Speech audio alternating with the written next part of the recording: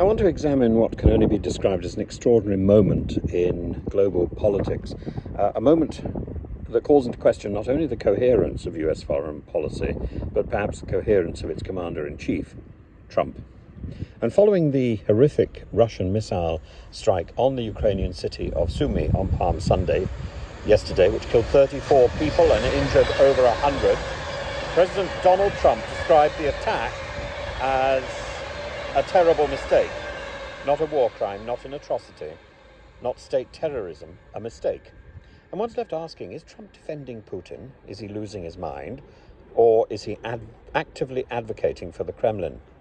So first, establish the gravity of the event. On Palm Sunday morning, 2 Russian ballistic missiles struck Sumy, a small city just 15 miles from the Russian border. And eyewitness footage and official reports confirm that civilians were killed indiscriminately, bodies scattered in the street, a bus station obliterated, a nearby military ceremony reduced to rubble. This isn't the fog of war, this is precision brutality. And President Zelensky has been unequivocal. He called the strike an act of terror committed by filthy scum and urged the international community to respond with strength.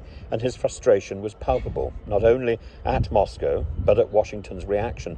And here lies the rub. Trump, speaking on Air Force One, called the incident terrible, and then added that he had been told it was a mistake.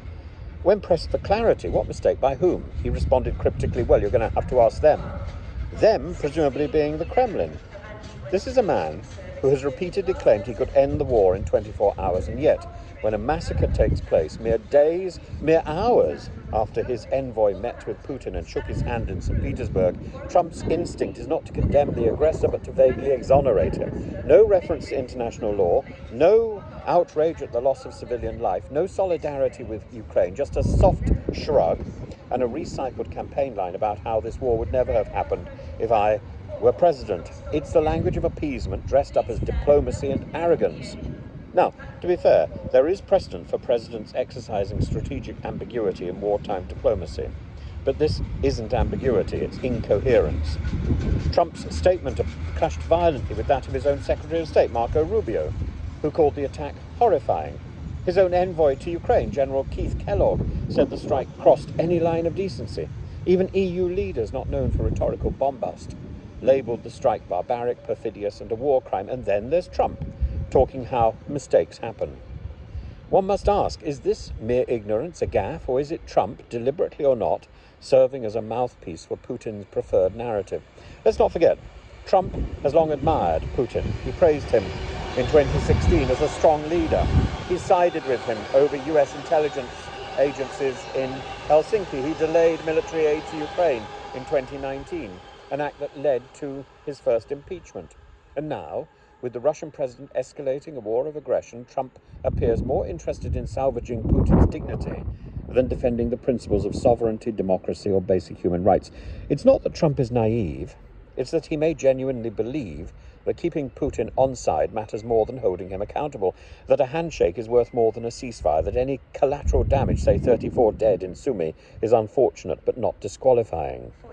So is Trump losing his mind, or is this madness methodical? Let's not dismiss him as unhinged too quickly. His remarks, however jarring, fit a consistent logic. Trump sees foreign policy as a branding exercise. He wants to be the deal maker, the hero of the grand Easter peace agreement. And for that narrative to work, he needs both sides to appear rational, even when one side is firing ballistic missiles at civilians. This is not diplomacy, it's vanity masquerading as vision. The danger is that in trying to position himself as the only man who can end the war, Trump risks legitimizing the man who started it. And that is no mistake, that is strategy, and that is wrong. Trump's reaction to the Sumy attack should be a wake-up call. To portray mass murder as a clerical error is not just morally bankrupt, it's globally dangerous. It undermines Ukraine, it undermines common sense, it undermines logic and morality, it confuses allies, it emboldens tyrants, and it raises serious questions about who the President of the United States is actually listening to when he speaks. To quote Zelensky, only scoundrels can act like this. The same might be said of those who excuse it.